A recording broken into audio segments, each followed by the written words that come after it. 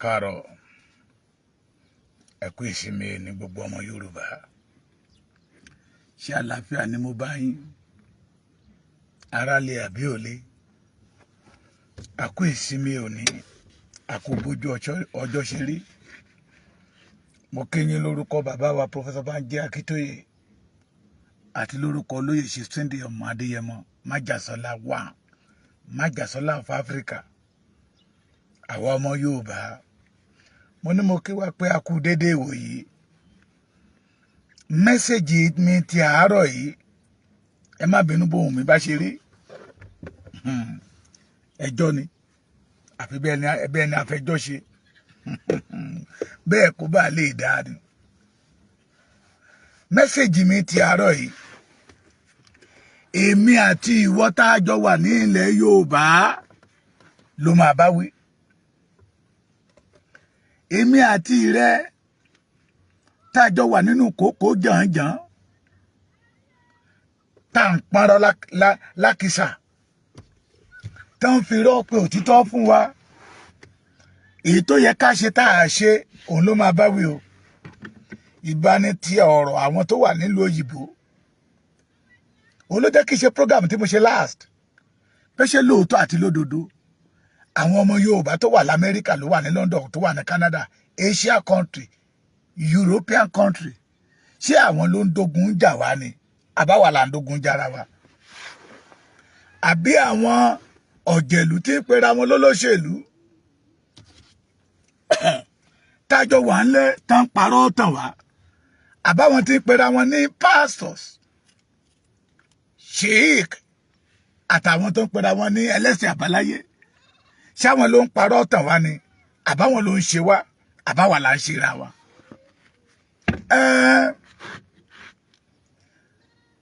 Mo láyọ̀ láti sọ fún yín pé ẹ jẹ́ ká la ojú inú wa, gbogbo ọmọ Yorùbá, ẹ jẹ́ á la ojú inú wa ká lè ríran, ká ríran kedere. Bóyá tá bá la ojú inú wa, a mọ̀ bí tógun ti ń jà wá. Bóyá tá bá la ojú inú wa, ohun tó ṣókùnkùn fún wa, Èdùmàrè á tàn mọ́lẹ̀ sí. Bóyá tèmi àtẹ̀yin bá la ojú inú wa, ohun tí ò yé wa yóò yé wa. Àwọn kan dìde, somebody like Professor Banji Akíntóyè and somebody like Chief Sunday Olóyè Ìgbòho Òòṣà àtàwọn tó ń tẹ̀lé wọn lẹ́yìn, wọ́n sọ fún wa pé ilẹ̀ wa nílò ìtúsílẹ̀, ilẹ̀ Yorùbá nílò ìtúsílẹ̀, ilẹ̀ Yorùbá nílò ìtúsílẹ̀ nínú ìgbèkùn tá a wà. Wọ́n jẹ́ ó di mímọ̀ fún wa wípé nínú ìgbèkùn tá a wà, ìgbèkùn Nàìjíríà, nínú ìgbèkùn tá a wà, ìgbèkùn Fúlàní, nínú ìgbèkùn tá a wà, ìgbèkùn ikú òjijì, pé ṣùgbọ́n tí ilẹ̀ wa bá ti lè gba òmìnira, tá bá ti lè gba òmìnira, tá a ní òmìnira, ọ̀fọ̀ á dópin, ikú á dópin, àìríjẹ á dópin, àìníṣẹ́ á dópin, àìríná á dópin. Ẹ má dá wọn lóhùn, irọ́ ni wọ́n pa. Àwọn pásọ̀ wá dìde fún wa, wọ́n ní àwa gangan la nílò deliverance. Sáàmà ẹ̀jẹ̀ ń bi yín léèrè, ọ̀pọ̀lọpọ̀ nínú wa ló ti méye odò tóun ti wẹ̀ lórí pé mo fẹ́ ṣe deliverance. Ọ̀pọ̀lọpọ̀ wa ló lè máa ka iye àwọn pásọ̀ tó ti gbé ọwọ́ lé òun lórí nítorí pé òun nílò deliverance. Ọ̀pọ̀lọpọ̀ nínú wa ló mọ̀ pé ogun ń jà wá lóòótọ́ àti lódodo. À ń lọ sábà pastor, à ń lọ sábà sheik, à ń lọ sábà wọn aníṣẹ̀ṣe. Ẹ gbà wá, eku òkè bí eku, ẹyẹ òkè bí ẹyẹ. Bàbá mi Àyìndé Adéníyì Adéjùbírì, you are welcome. Abdulbashir Aládé, you are welcome. Dára fún yẹ kó sí mi ní. Ohun yẹn ló sì sí dé ẹjọ́ ni. Mo ti rojọ́ darí láàárọ̀ yìí. Àròlà àrògbà òmìnira wà ládẹ̀ márùn láṣẹ Olódùmarè. Ọ̀pọ̀lọpọ̀ nínú wa ló mọ̀ pé ogun jà wá lóòótọ́ àti lódodo. À ń sá lọ sọ́dọ̀ àwọn pásítọ̀, ogun jà wá o, ogun jà wá, eku òkè bí eku, ẹyẹ òkè bí ẹyẹ, mo dáwọ́ léṣẹ́ iṣẹ́ yìí ò lọ, ẹ gbà mí. Àwọn pásítọ̀ mọ̀ pé n tó dàbí ogun nínú ayé yín kì í ṣogun. Ilẹ̀ wa ló ṣàìsàn, ilẹ̀ wa ló wà nínú ìgbèkùn, ilẹ̀ wa ló wà nínú àhámọ́. The pastor they know, wọ́n mọ̀ pé a dá wa togotogo, ẹgá reverse back ká wò nígbà tí ìran Yorùbá ò tí ì wọnú ìgbèkùn. Ṣé àjẹ́ ò sí? Ahmed Ayinde, you are welcome bàbá mi. Ṣé ogun ọjà? Ogun jà. Ṣùgbọ́n àwa gbójú bá nǹkan tó dára lọ́wọ́ àwọn bàbá wa. Wọ́n gbégbé ayé ìrọ̀rùn. The best aṣọ tó fi ń lò gbà.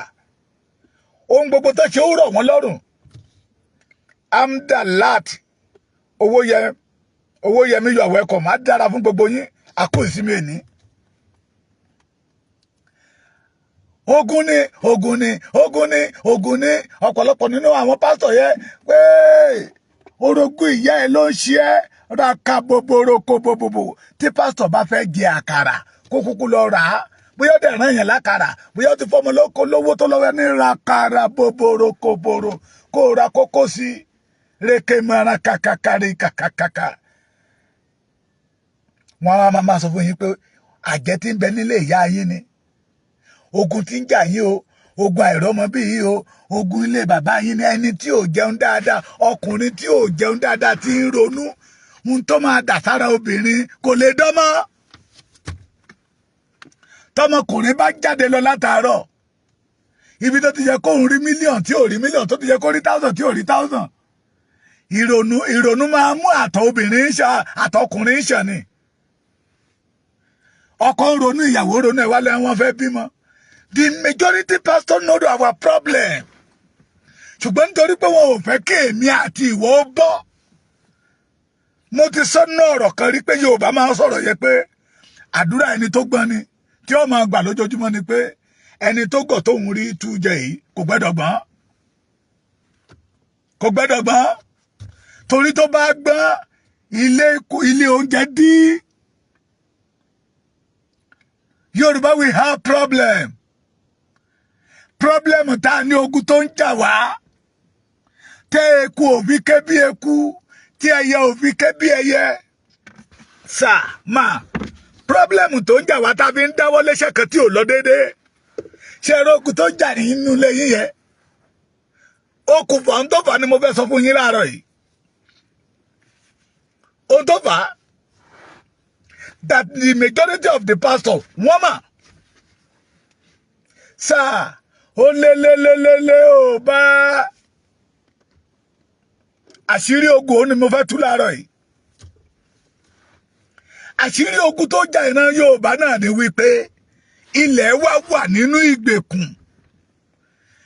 Ẹni bá ń gbé orí ilẹ̀ tó wà nínú ìgbèkùn àti ṣe rere ó máa lágbára fún. Òun lẹ́bi rí majority àwọn tó pera wọn ní mílíọ̀nìà lẹ́nìí tó wà ní ilẹ̀ Yorùbá lọ́wọ́ wọn ò fi mọ́. Ọlọ́run kan màmá fi àwọn ọmọ tó wà ní Europe l'Amẹ́ríkà kẹwàá ní. Wọ́n rí iṣẹ́ ṣe lọ́hùn, wọ́n ní owó lọ́wọ́. Tí ò bá já wọn ní ọ̀pọ̀lọpọ̀ nínú wa á ti kú dànù. Ilẹ̀ wa ló wà nínú ìgbèkùn.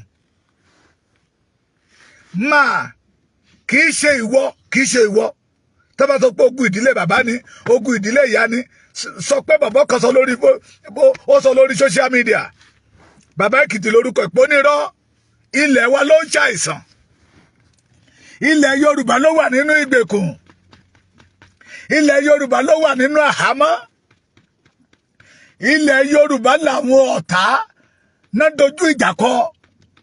Ó lẹ́bi rí Ìgbò kìsúrọ̀bọ̀, Fúlàní kìsúrọ̀bọ̀, Hausa kìsúrọ̀bọ̀, China kìsúrọ̀bọ̀, Amẹ́ríkà kìtì ẹ̀bọ̀, London kìtì ẹ̀bọ̀. Wọ́n wá bẹ̀rẹ̀ sí í mú. Wọ́n ń kó ògo yẹ, àwa tá a rí ògo àrógolo. Ẹgbọ́ báwo lè yòó ṣe ní ròrèkúrò? And the majority of the pastors they know. Àwọn olẹ́bìrì tí pásítọ̀ ti pọ̀ nígboro. Láyé ìgbà kan tẹ́ bá bí ọmọ. tó bá sọ pé ọmọ yìí máa di ìránṣẹ́ Ọlọ́run wá ní Ọlọ́run ò jẹ́ Ọlọ́run má jẹ́ torí pé pásítọ̀ ń gbà yẹn lọ́hùn ẹni Ọlọ́run bù ó bù mí ní wọn àwọn pásítọ̀ ìgbàanì wọ́n ṣètò tòtítọ́ wọn ò rí iṣẹ́ Ọlọ́run gẹ́gẹ́ bí business but àwọn tó dé òní èmi àtẹ̀yìn náà ń gbàgbọ́ra mo ka Bíbélì díẹ̀ náà ṣùgbọ́n làwọn pásítọ̀ ti sọ fún wa pé ẹni tí ò bá ti sọ ìdámẹ́wàá kò ní dé ọ̀run torí pé àwọn ló ń pín tíkẹ́ẹ̀tì ọ̀run ilẹ̀ wa ló ń ṣàìsàn tí ilẹ̀ wa bá dẹ̀ fẹ́ bọ́ kò nínú àìsàn ogun ẹ̀ ń bẹ lọ́wọ́ èmi àtẹ̀yìn àti bọ́ ilẹ̀ wa kò nínú ìgbèkùn àìsàn ó ń bẹ lọ́wọ́ èmi àti ìwọ wàláì tàláì bí àwọn mùsùlùmí ṣe máa ń sọ tó bá dùn mọ́ mi tèmi náà dẹ̀ máa ń kó jẹ́ tí ilẹ̀ wa bá fẹ́ bọ́ ogun tó jẹ́ èmi àti ìwọ ẹgbọ́n náà ṣé ìwà búburú ò sí l'Amẹ́ríkà ni kò sí ní London kò sí ní Canada ṣé àwọn àjẹ́ ò sí ń bẹ́ẹ̀ ni ó ṣe wá jẹ́ títí wa nìkan thank God for today tí mo fi ní pé kẹ́ẹ̀yàn ọmọ Yorùbá kẹ́ẹ̀ la ojú inú yín the majority of pastors wọ́n ti ń pàkẹ́ ẹrù wọn kò Nàìjíríà àti èyí tó lọ sí Canada àti lọ sí Canada èyí tó lọ sí London ti lọ sí London èyí tó gba Amẹ́ríkà lọ ti ń gba Amẹ́ríkà lọ àwọn náà ti mọ̀ wọ́n mọ̀ pé ilẹ̀ wa ló ń ṣàìsàn upon deliverance pastor tó ń ṣe deliverance fẹ́yìn aráàlú kí ló dé tó ń kó gbàkágbọ̀n wọn ó di wọ̀ l'Amẹ́ríkà ó di wọ̀ ní Canada wọ́n ti mọ̀ pé Nàìjíríà ò lè ṣẹ́tù wọ́n ti mọ̀ pé ogun ní Nàìjíríà wọ́n ti mọ̀ pé àhá Yorùbá mọ́ gágágágá nínú Nàìjíríà bàbá wa Kúmúyì wọ́n ti di gbádàgbọ̀n ó di wọ̀ ní Canada bàbá wa Sam Adéyẹmí Daystar Church ó di wọ̀ ní London wọ́n dẹ̀ ṣe pọ̀ tán lọ wọ́n mọ ogun tó ń jà wá wọ́n mọ ìpilẹ̀ṣẹ̀ ogun tó ń jà wá wọ́n mọ̀ o àwa ní ká lajú wa ṣé ẹni tí ilẹ̀ wa bá ti ní òmìnira èmi àti ìwọ ti gba òmìnira tí ilẹ̀ wa bá ti gba òmìnira ayé wa ti gba òmìnira ìgbà táyé tí ilẹ̀ Amẹ́ríkà gba òmìnira láyé àwọn tó wà ń bẹ gba òmìnira ní tájá tẹran fi ń sá lọ́bẹ̀ tá dẹ̀ débẹ̀ láàrin ọdún kan ọdún méjì wọn á máa fowó rẹ bitiribiti ránṣẹ́ sílé tí àwọn tó dẹ̀ lọ sọ̀hún sọ fún wa wípé ohun tó ń bẹ ní ilẹ̀ Yorùbá kò sí lọ́dọ̀ wọn lọ́hùn ẹ ti ẹ̀ jẹ́ kí ilẹ̀ wa ó gba òmìnira náà